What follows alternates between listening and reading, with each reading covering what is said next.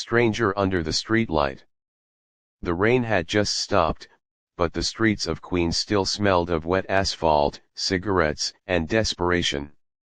Midnight lingered heavy in the air, the kind of midnight where every shadow could be a secret, and every secret could be a sin. Miguel Alvarez tightened his jacket and kept walking. He had finished his late shift at the diner, 12 hours on his feet flipping burgers for strangers who barely looked him in the eye.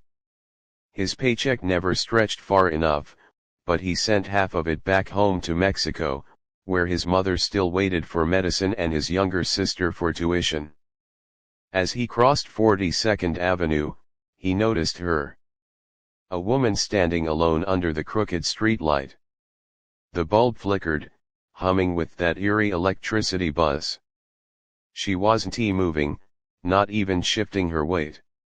Just standing. Her hair clung wet against her face, her dress torn at the hem, her arms bare against the cold. For a second, Miguel thought she was drunk, maybe high, just another lost soul in the city. But when the light steadied, he saw her eyes. They were wide, red-rimmed, and locked onto nothing, as if she were staring into a place only she could see. He slowed his pace. He knew better than to get involved, especially here, especially this late. He had papers, but they were thin. Trouble could undo him in seconds. But something about the way she stood, frozen like a statue carved out of fear, made him stop. "Señorita," he called softly, his accent heavy, his voice cautious. "You okay?" No answer. He took a step closer, the street light stretching his shadow until it touched her shoes. She flinched, finally turning toward him. Her face was pale, lips trembling. And then, in a voice so faint he almost didn't hear it, she whispered, "They're watching me." Miguel's stomach knotted. "Who?" he asked. Before she could reply, tires screeched from down the block. A black SUV slowed as it approached, windows tinted, engine growling like a threat. The woman's hand shot out and gripped his arm. "Please," she whispered. "Don't let them take me." Every instinct screamed at him to run. He was nobody, an immigrant scraping by, invisible by necessity. This wasn't his fight. But he didn't move. The SUV crept closer, then stopped 20 feet away. For a moment, the night was silent except for the dripping gutters. Then the back window rolled down, and a man's voice cut through the dark. "Get in the car, Emily." The woman Emily shook her head violently. Her nails dug into Miguel's arm. "No. Please." Miguel glanced between her and the SUV. The man inside leaned forward, his face shadowed, but his tone steady, commanding. "You're making this worse. Come with us. Now." Something in that voice felt wrong, too calm, too practiced. Miguel had lived long enough in New York to recognize danger when it wore a suit. He stepped in front of her, his heart pounding. She said no. The man's eyes narrowed. "And who the hell are you?" "Just a stranger," Miguel replied. A pause. Then the man laughed quietly, low and dangerous. "Then walk away, stranger. This doesn't concern you." But it did now. The SUV door opened. Another man stepped out, broad shoulders, heavy jacket, the kind of guy who carried violence like a second skin. He cracked his knuckles as he approached. Miguel's breath caught. He had no weapon, no plan. Just a tired body and a stranger clutching his arm like he was the only lifeline she had left. "Run," he whispered to her. But she didn't move. Her fear rooted her to the pavement. The heavy man reached them first. He shoved Miguel back, hard. "This is your last chance.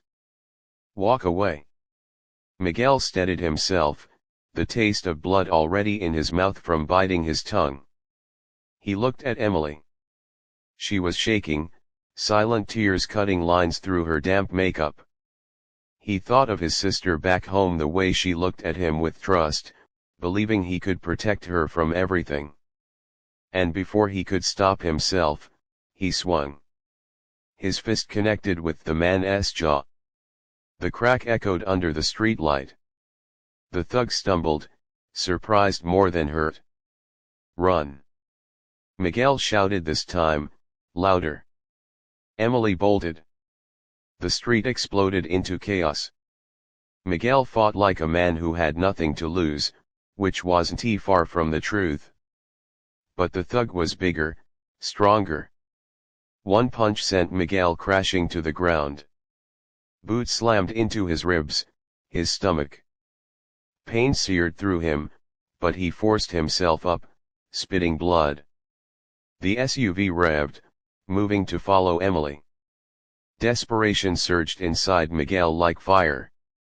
With every ounce of strength, he lunged at the thug again, dragging him down, keeping him tangled, slowing the chase. Go! He roared after Emily, even though she was already disappearing into the dark. The SUV driver cursed and hit the gas, swerving around. But the delay was enough. By the time they regrouped, Emily was gone. Miguel lay broken on the pavement, chest heaving, vision blurring. The SUV door slammed shut. The tinted glass stared back at him like the eye of something monstrous. And then it drove away. When Miguel finally pulled himself to his feet, the street was empty. The rain had started again, soft and relentless. His jacket was torn, his ribs aching with every breath. He staggered home, unsure if he'd just saved a life or signed his own death warrant. Days passed. He went to work, bruised and limping. No one asked. In New York, people saw everything and nothing at once. But on the fourth night, as he left the diner, he saw her again. Emily. She stood under the same crooked streetlight. This time, she wasn't trembling. She wore a clean coat, her hair brushed, her eyes clear. When she saw him, she stepped forward. I looked for you, she said. Every night. Miguel blinked. Why? Because I never said thank you. Her voice cracked. You didn't know me, and you risked everything. He shrugged, though his throat burned with unspoken words. Sometimes, strangers don't stay strangers. She reached into her bag and handed him an envelope. Inside was cash, more than he made in months. I can't take this, he said. You can, she insisted. You saved my life. Those men, they weren't strangers to me. They were mine once. And you, she stopped, searching for the right words. You broke the chain. He didn't know what to say. So he simply nodded. They stood there for a moment, the street light flickering above them, rain pattering softly around their feet. Two people who should never have crossed paths. Two lives colliding in one fragile, dangerous instant. Then, without another word, she walked away into the night. Miguel watched her disappear, knowing he would never see her again. But as he stood under the buzzing streetlight, broken ribs aching, he realized something. For once, in this vast, uncaring city, being a stranger had mattered. And that was enough.